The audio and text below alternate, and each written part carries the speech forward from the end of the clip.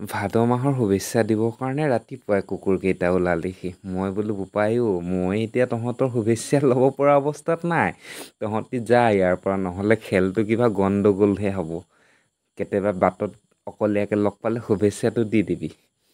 Good morning প্ৰিয় বন্ধু বান্ধৱীসকল। আজিয়ে দেখিছে লাল চাহ টুপি আৰু 2খন বিস্কুটেৰে আজি ৰাতিপুৱাৰটো আৰম্ভ কৰিছোঁ।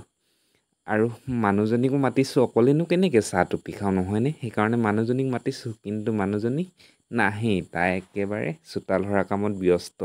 মাতি মাতি ভাগৰি গ'লোঁ, কিন্তু কি কৰিব, নাহিলে। এয়া অকলেই চাহ টুপি দি আছোঁ আৰু ৰাতিপুৱা কামলৈ সোনকালেই যাব লাগে নহয়, সেইকাৰণে ভাতৰ চৰুটো পাতি দিলে মায়ে।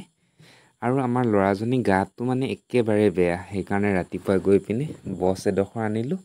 তাতকৈ লচুনৰ লগত কাটি পিনে ডিঙিত পিন্ধাই দিলে অলপ হ'লেও আৰাম হয় বুলি আমাৰ গাঁৱে গাঁৱে এইটো প্ৰচাৰ আছে।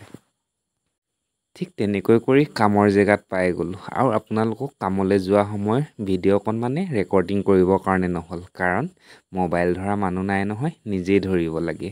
আৰু অসুবিধা হোৱাত সেইকাৰণে নধৰিলোঁ, মানে ভিডিঅ' নকৰিলোঁ। এয়া একেবাৰে কামৰ জেগাৰ ভিডিঅ' আপোনালোকক দেখুৱাইছোঁ। মানে মই কাম কৰোঁ ইটা ভাটাত।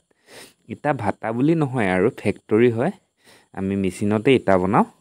এয়া ইটা খাপি আছোঁ এতিয়া। এইখিনি খাপি উঠি কিনে কাম কৰিব লাগিব। কাম মানে কি, ইটা বনাব লাগিব। আৰু দেখিছে এয়া কেনেকৈ মই ইটা লৈ যাওঁ। মানে এইখিনি আমি বনাই কিনে 100টাকৈ থওঁ ইটাখিনি। বাৰু আপোনালোকে ভিডিঅ'টো চাই কেনেকুৱা পালে জনাবৰ কাৰণে নেপাহৰিব। আৰু পুনৰ নতুন এটা ভিডিঅ'ত লগ পাম বুলি আশা কৰিলোঁ। Bye bye.